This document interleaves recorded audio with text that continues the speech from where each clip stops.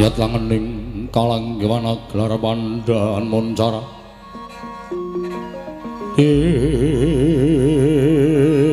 non lir kekonang surem sorotetan badang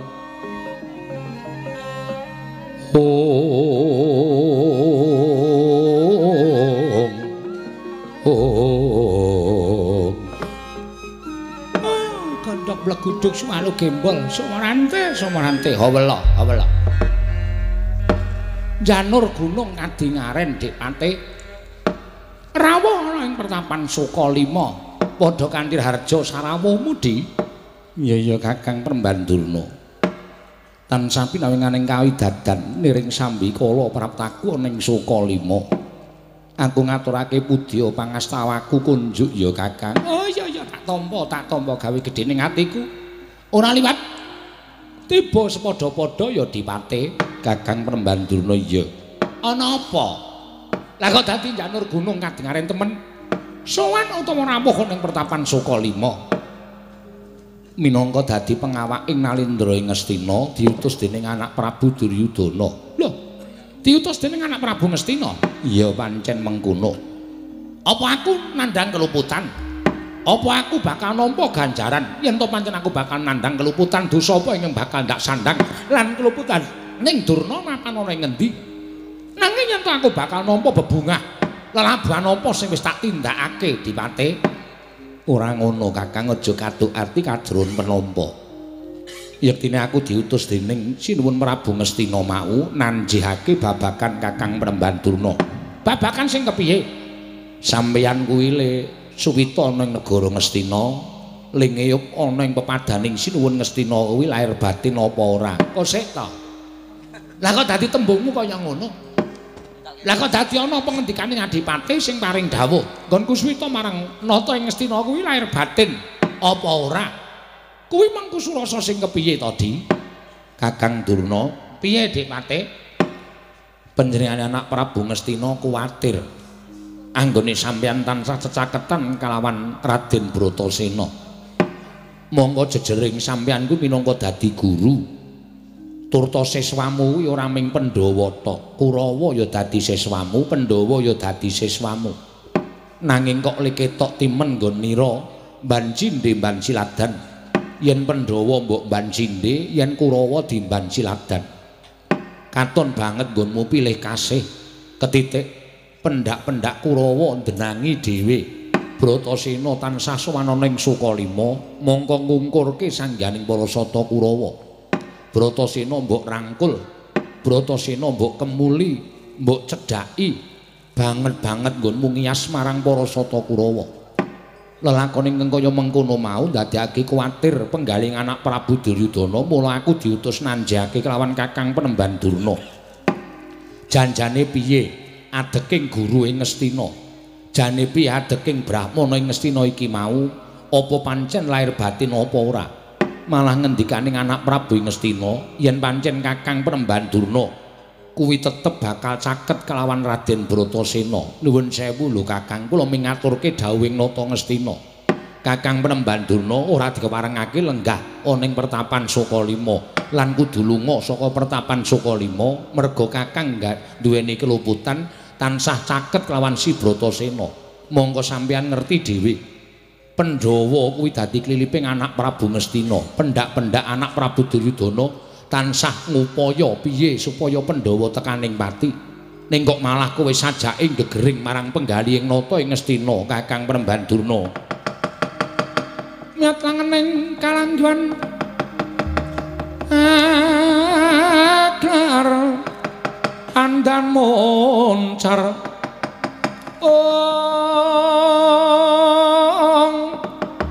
tinon ler kekonang surem sorot etan padang kasur lan pacaring purnaming gekono dasari mungsa katiga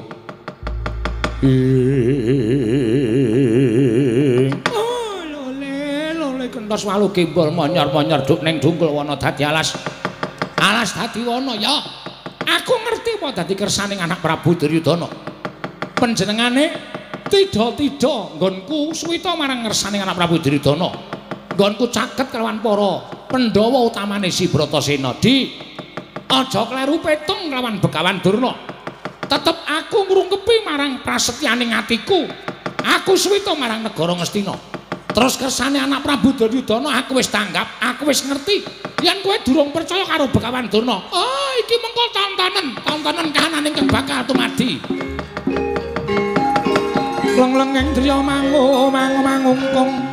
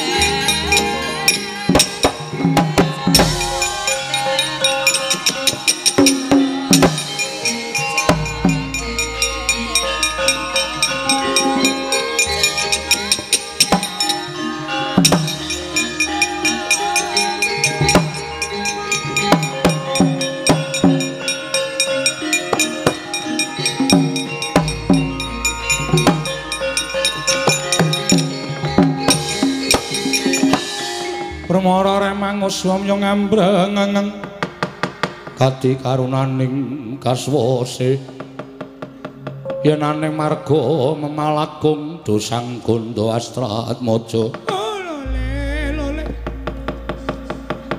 ndara dasih ucaping Begawan Durna lagi dawe dadi rasanan lah kok dadi kowe wis sowan ana ing Sokalima Bratasena padha slamet satekamu.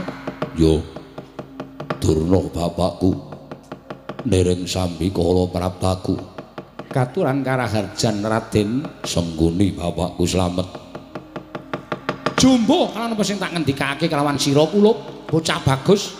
Yen to titi mangsa dina iki gurumu ya aku ya bapakmu bakal paring ngelmu kelawan jeneng para kulup.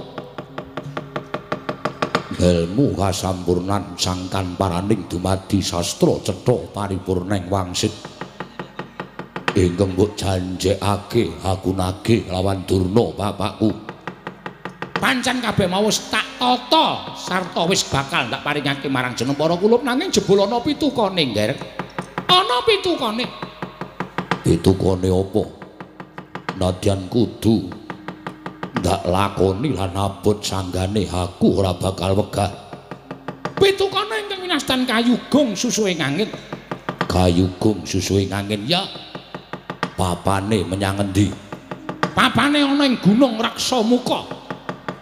Ana ing Ngalastik Brasara ing kono ana guwa ingkang winastan Guwa Sigrangga.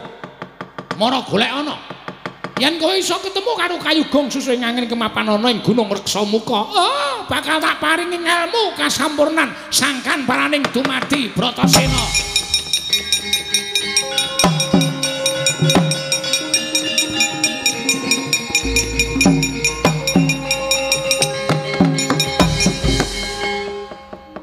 Prastawa dawuh timbalaning Durna bapakku. Dina iki lelanono aku njaluk pamit munggah ana ing Gunung Raksamuka.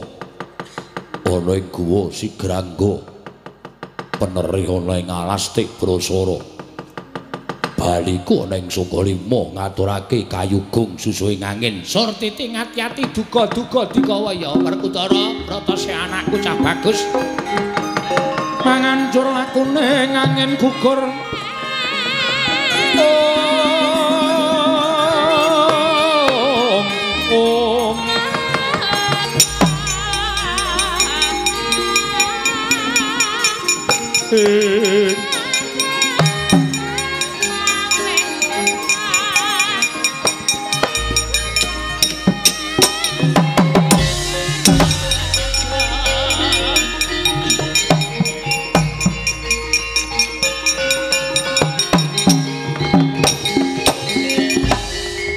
Ketok banget sampean ora maelu ananing Patih Sengkuni sing weruh dhewe kalawan kahanan niki Kakang Prembanduna. Mangke to Dik Patih ampun kesusu nyalahke kalih kula mengko dhisik. Aja kesusu luput karo Begawan Durna. Nyatane sampeyan iso nuduhke napa sing dijaluk kalian pun Bratasena. Niku tegese sampeyan ora lahir batin nggone nyengkuyung marang anak Prabu Duryudana. Ah, nuwun sewu nggih, Dik. Napa sing kula kandhake niku janjane wis geseh kali ati kula mung merga kula kepengin ngenaki karo penggaling Ratu Ngastina. Gunung Raksamuka Guwa Sigrangga Alastik Brasara menika ora saben jalma iso kuat mapan wonten telenging Gunung Raksamuka. Merga niku papan sing gawat kliwat wingit kepati. Keparing anak Prabu Duryudana rak ngaten to, kula wis tanggap. Mula Werkudara niku mangke goleki barang sing ora ana. Mong bakal soroh nyawa wonten ing Gunung Raksamuka Dipati. Aduh Kakang Penemban.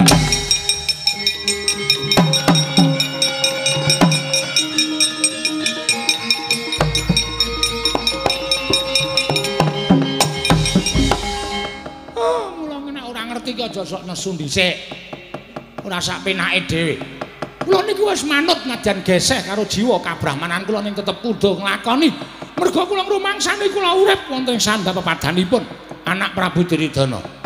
Kakang Prembanduna, kula ngaturke panuwun nek ngoten ditonton mawon. Muga-muga napa sing dadi penjangkane anak Prabu Duryudana kasembadan nadan kudu lumantar Begawan Durna. Nadan kudu kula ngregeti marang kasutapan kula Dipati. Kakang Penemban nggih, Kakang Penemban. Andhita kang kirayawang sepindha kumbang.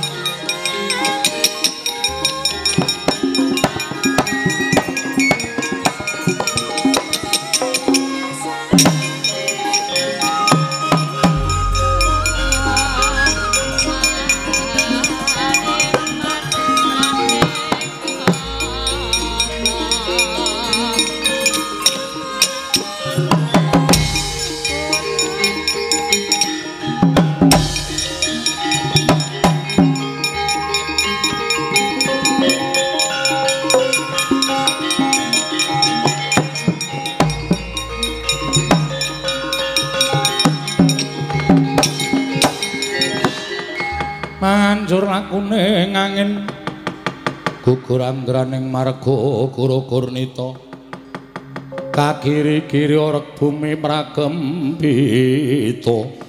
Wah, ngemban dawuh timbalane Durna bapakku kudu goleki kang aran Kayugung susuhe angin munggah gunung Reksamuka ana wujuding guwa kang aran Guwa Sigrangga kudu tak obrak-abrik telenging guwa.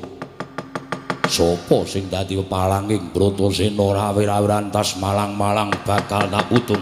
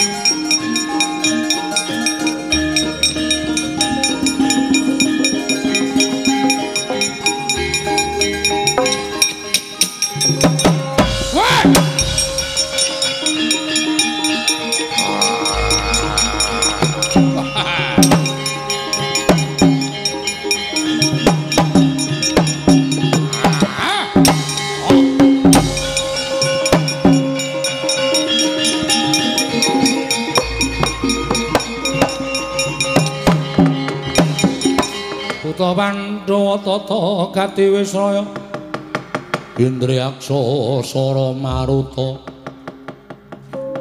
Pawana-bana Margana Samirana lan Barayang Iladal gumarubuk jabaning guwa bareng aku metu saka njron guwa ora pangling ana menungsa sing sara pati kepasang yugya katujuh ing inu dene pirang-pirang sasi aku ramangan wujuding satu kewan aja kok wujud kidang menjangan nadyan kethek wae ora ana wregul wae kaya wis ilang saka alas kene lha kok dadi ana pangan teka endi Kakang Rukmukala apa Kakang Rukmuka ana wujuding satriya sing sara pati monggo pirang-pirang sasi kowe karo aku ora mangan iki mbok menawa dadi pangane awake dhewe. Wah, ladal.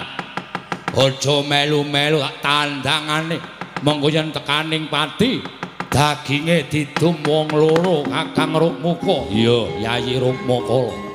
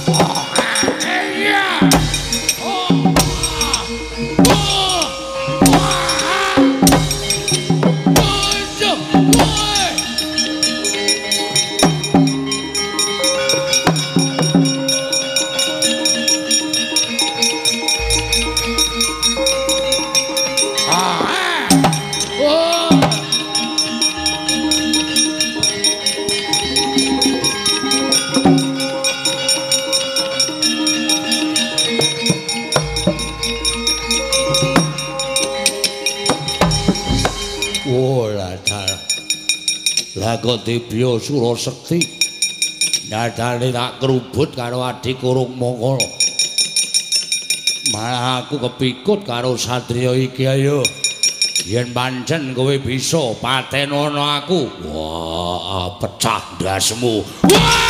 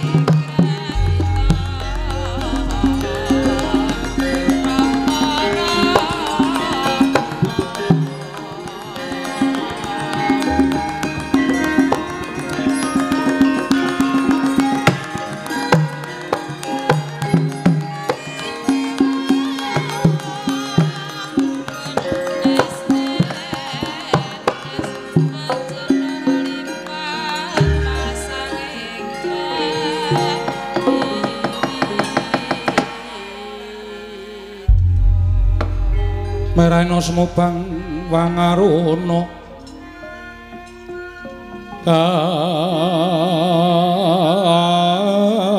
kadinetraning uga rapuh sataning kukila ring kanikara saketer om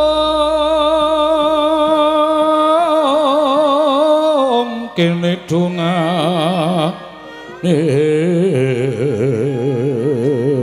engkong lir wuwu sing dene panca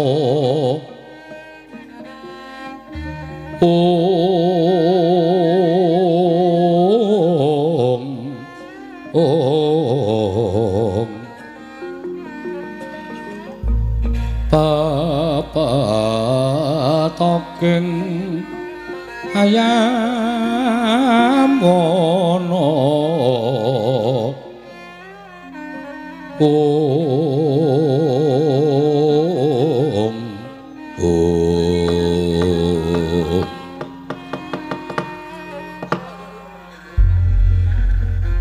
ilang wujuding buta loro toko iki ora pangling Bathara Indra karo Bathara Bayu. Om wilahing Mastuna Sidam sekaring bawana langgeng Bratasena apan ulun ingkang mimba yaksa awit duk nalika semana kena sating Sang Hyang Jagat Giri Pratingkah saka keluputan ulun kelawan Kakang Bathara Bayu wekasan ulun sinabda dadi wujuding yaksa nanging gandeng jeneng kita ingkang wis bisa ngruwat kelawan kahanan ulun kelawan Kakang Bathara Bayu ulun nedha nrima ingkang tanpa upama ya mung putu ulun Bratasena ingkang biksa mberat kelawan pelak ing Jawata ingkang wis ulun tampa. Yo. Malah ulun bakal nyuwun mriksa. Apa ta darunane jeneng kita Prapta ana ing telenging wana Tebrasara, ana ing Gunung Reksamuka, pernahe ana ing Guwa Sigrangga. Ngemban dawuh timbalaning Durna bapakku. Kinen ngulari kang aran Kayugung susuwing angin. Bratasena, apa ingkang kita upadi mau sayekti mbuya wujud lan mbuya ana. Lire piye? Sabab tumrap jeneng ulun apa ingkang disebutake dening guru kita mau mungkin arya pralambita. Kayu tegese kajeng, kajeng kuwi tegese karep, gung kuwi tegese gedhe. Susu ing angin iku mlebu metu ning napas utawa winastan Bajra Hirawana. Mula apa kang dikendikake dening gurumu Begawan Durna mau sayekti mung mapan ana ing diri kita pribadi. Nggon kita adrem kepingin duwene wujuding kawruh kasampurnan. Ya kuwi sangkan paraning dumadi sastra cetha parupurna wangsit. Kabeh mau kudu mbok upadi sarana aringing napas meneping pancandriya lan tekating gegayuhan kita kang mangkono bakal dadi srana kasembataning sedya kita Ulup Bratasena. Nyatlangening kalanggiwan aklar pandan moncar tinon lir kekonang surem sorot etan padang kasor lan pacaring purnameng kekono nanging kita aja ngluputake kelawan guru kita. Becik kita bali marang Sukalima tanjihna ingkang sejati ingkang kita upadi mau mapan ana ing ngendi. Nanging sadurunge kita bali ulun bakal paring bebungah kelawan jeneng kita Kulup. Ya kuwi winastan Sesutya mani ing Candrama utawa sesupe Sesutya mani ing Candrama. Daya panguwasane lamun kita manjing telenging banyu tanpa beda kaya ing daratan. Bratasena, ulun uga bakal paring bebungah kelawan jeneng kita. Wujuding pusaka Bargawarastra. Besok kinarya kekuatan nggon kita bakal manjing telenging perangah gedhe Bratayuda. Sarta ulun bakal nambahi sandangan kelawan jeneng kita. Ya kuwi ulun bakal ngelung kelawan rikma kita utawa rambut kita. Kang aran gelung Minangkara dadi sarana panunggalaning kelawan Sang Adipati Bratasena.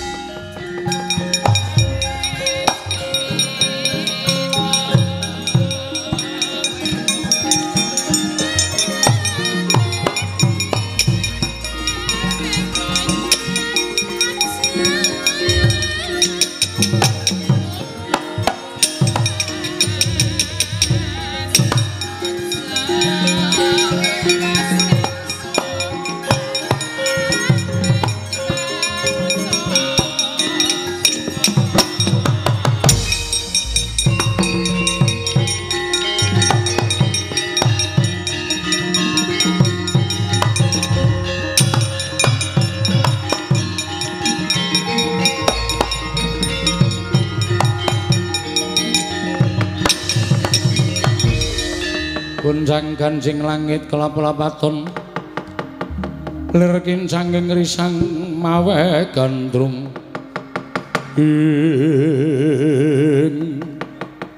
maturake panuwun lan pepindhan Bathara Bayu sing wis paring busana kelawan aku. Kang mangkono ulun mundhut pamit kundur marang Kayuwangan.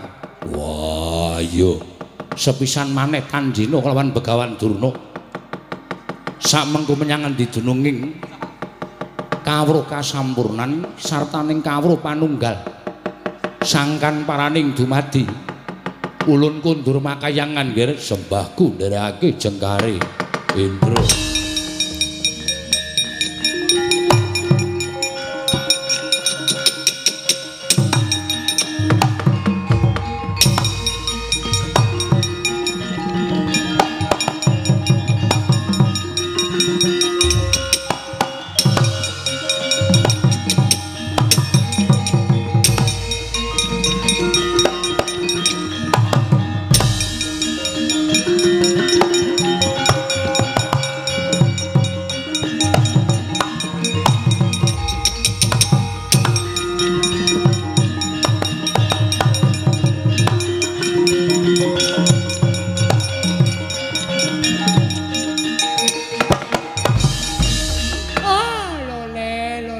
Bratasena kowe kena ngapa kok tekamu glundung-glundung ora karo-karuan. Wah, Durna Bapak. Piye? Ngendi papane ingkang sejati? Kang wujud apa sing tak jaluk ya kuwi kawruh kasampurnan. Sangkan paraning dumadi. Kayugung susuing angin ora ana. Kuwi kabeh mau sasmita ingkang mbok ngendikake kayu kuwi kajeng utawa karep. Gung kuwi gedhe susuing angin mlebu metu ning napas utawa sinebut Bajra Hirawana. Ya kuwi sing tak karepake. Mula wong duwe gegayuhan iki kudu manunggal tekate. Merga tekad kuwi pok ing karep. Ya. Yen wis nekat tenan ora bakal buntung tembembune mesti bakal kelakon penjangkane. Ya. Mula Kang Sangka kuwi Bratasena iki ana siji syarat sing kudu mbok lakoni. Syarate apa? Kowe kudu golek srana supaya aku bisa maringake kawruh kasampurnan. Ngelmu sangkan paraning dumadi kowe kudu golek Kang Tirta Pawitra Maning Suci. Tirta Pawitra Maning Suci papane menyang endi? Papane ora ana iku jaba mung ning telenging samudra. Yata laruta saking godha sang Kurakala. Yen namutusa sang Sri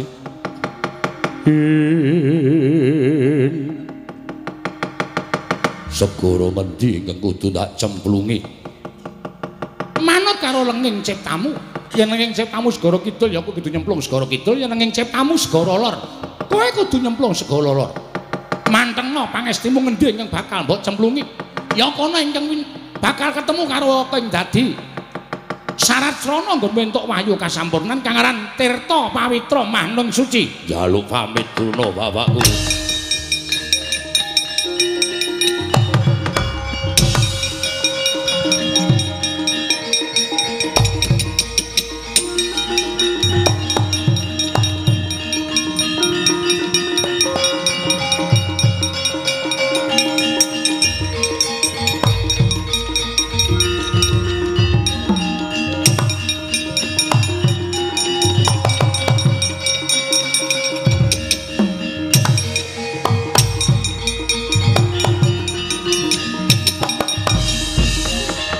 Sakedheping netra wis prapting telenging samudra. Nengge Sang Werkudara nggenya nampi dawuh panjenenganipun ingkang Bapa Guru nenggih Sang Begawan Durna kinan angulari Kang Tirta Pawitra Maning Suci. Nalika semanten den wis padhakaken wujude alun gegulungan.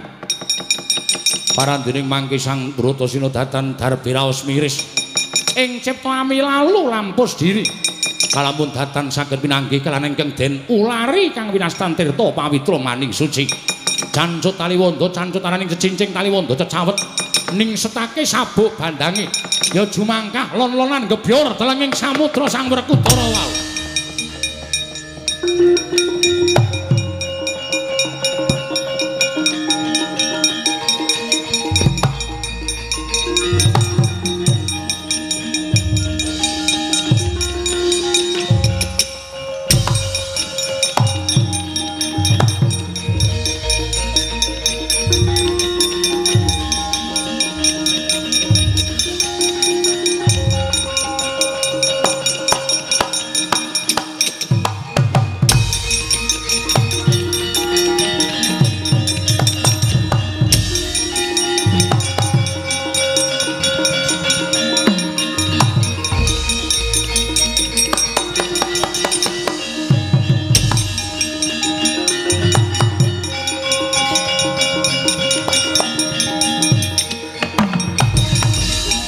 Naga sakilo kumbang gedene ngakak galak kumambang ning telenging samudra nenggih Kyai Nabat Mawa ya Kyai Panulang.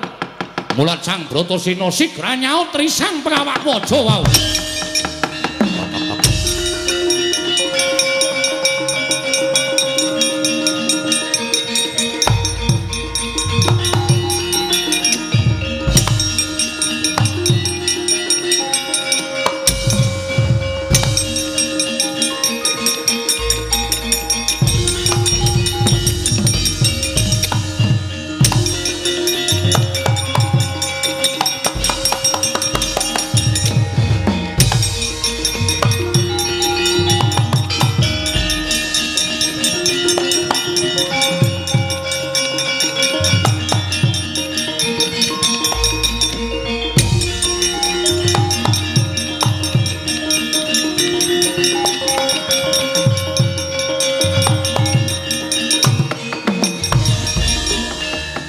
Kyai Nabatmawa nalika semanten wis amulet angganing risang Werkudara wiwit saka pasundulan nganti jejempol suku pinulet-pulet ngantos datan katawis wujuding Sang Bratasena ya Sang Werkudara wondene tutuking naga anyokot wentising risang Werkudara nalika semanten saya gempung penggaling Sang Werkudara Kyai Nabatmawa nggih anyokot wentising Sang Werkudara ing pengajap arsa denelih wonten ing jejongga supados enggal tekaning pati parandene saka rusaning pambenggang suwek cangkeme naga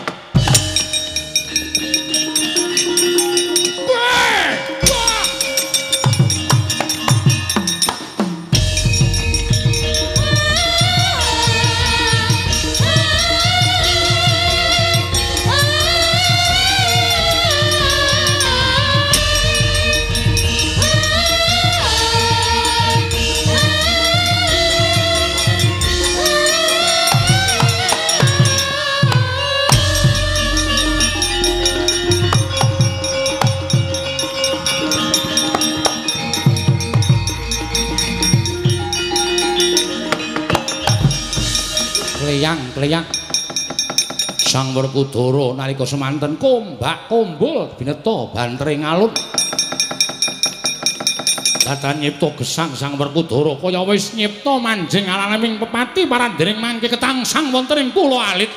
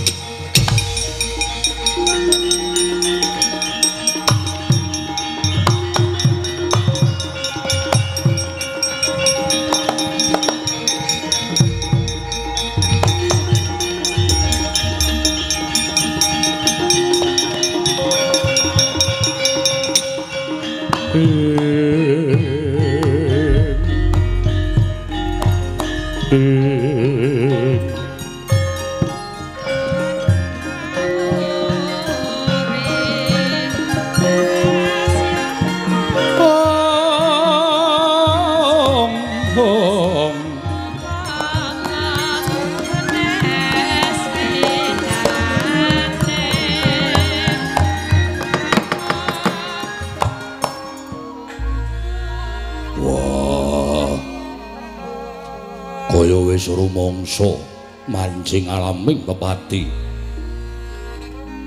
nanging bareng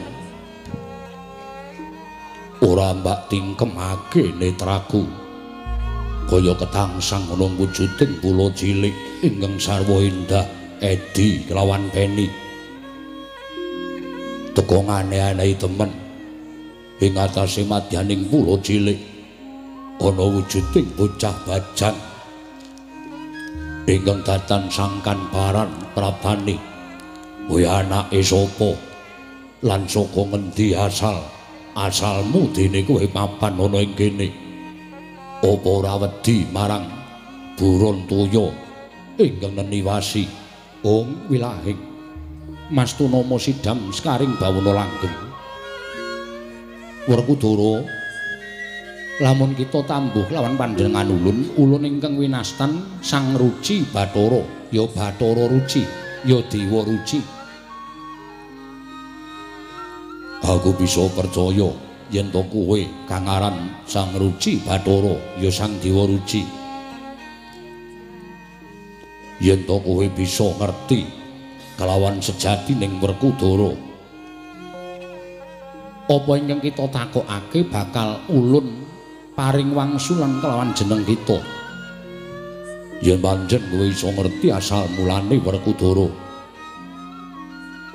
aku bakal nyembah lan ndodhok marang Bathara Dewa Ruci sayekti kita urip ana ing alam padang kita urip ana ing jana luka dadi panenggak ing Pandhawa kita asal saka Dewi Kunti nalika semono Sudarma kita ing ngaran Prabu Pandu. Prabu Pandu anaking Begawan Wiyasa. Begawan Wiyasa anaking Begawan Palasara. Lan sateruse jeneng ulun ora bakal ngandharake ingkang sejatine Nanging sayektine ulun ngerti kelawan jeneng kita.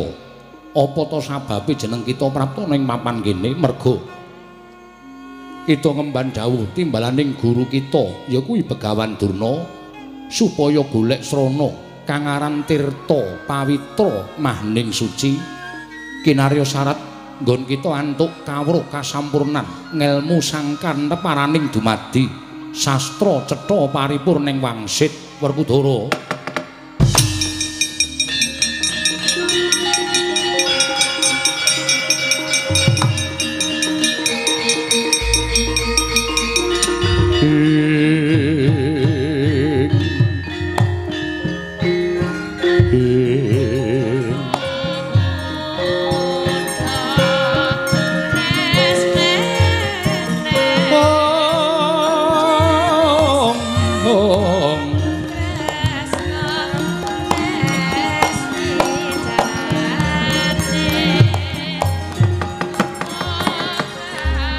Boten kinten babar pisan bilih paduka pukulun ingkang sayekti ingkang pewisik Sang Hyang Ruci Bathara Werkudara wonten paring dawuh pukulun ana sebutaning para pinter kaki-kaki padha nyebutake aja manganggo kelawan lamun durung ngerti carane nganggo aja memangan yen to durung ngerti rasane ingkang bakal mbok pangan aja lelungan yen to durung ngerti papan ingkang mbok tinuju. Inggih kula namung badhe nyuwun dawuh wonten pundi anggen kula badhe angupadi kang wujuding tirta pawitra mahning suci yektine mboya ana nanging kita aja gelo apa ingkang kita upadi sayekti mapan ning panjenengan ulun. Nanging sranane kita kudu manjing ana ing guwa garba ulun. Ulun kula ageng sak perbata siwi ngibaratipun paduka namung sak jejenthik. Menawa iki badhe kasembatan kula mlebet wonten ing guwa garba paduka Ulun. Gedhe ndi kita lan jagat. Sayekti jagat gedhe lan jagat cilik wis kinandhut ana ing guwa garba ulun. Werkudara manjinga ana ing talingan ulun ingkang sisih kiwa. Kita bakal ketemu kalan ingkang mbok upadi Bratasena.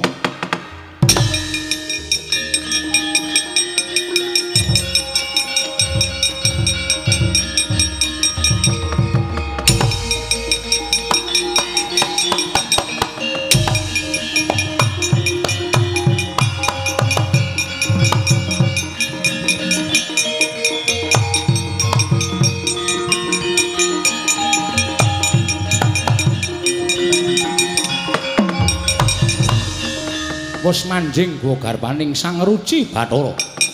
Nalika semanten Purwa Madya Wusana wis datan karempit binejang dening Sang Ruci Bathara. Satemaju meplong penggaling Sang Werkudara. Kaya entuk nur cahya, nur kuwasaning Gusti Ngakarya jagat. Ngelmu kasampurnan sangkan paraning dumadya cinakup dening Sang Werkudara wau.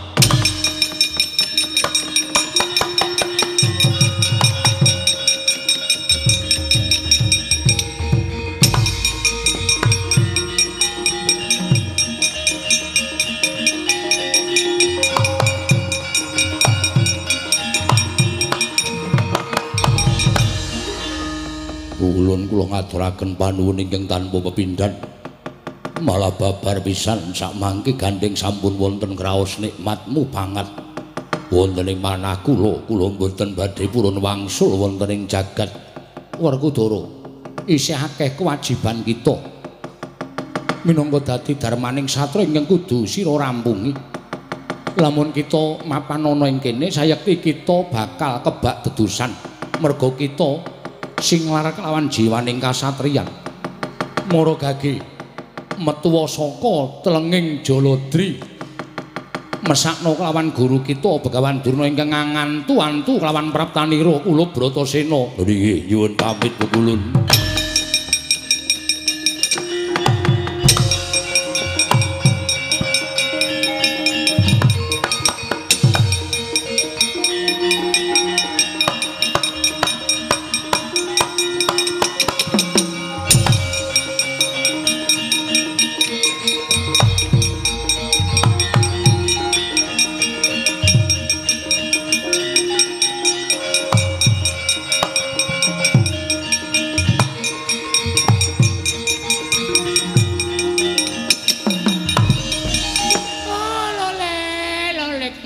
gimbal manyar-manyar. Duneng jungkul wana dadi alas dadi wana. Janaka ora percaya karo aku. Nganti dheweke ngunus curiga, mewahe mentul karo Begawan Durna. Oh, Janaka. Aja dianggep Begawan Durna ki wong loro saudon telu saurupan. Apa sing wis tak lakoni? Tak dawuhke karo Si Werkudara. Mengko bedhug tengah yen Werkudara ora metu saka jroning samudra. Arjuna aku bakal nglampus diri susul karo anakku Si Werkudara.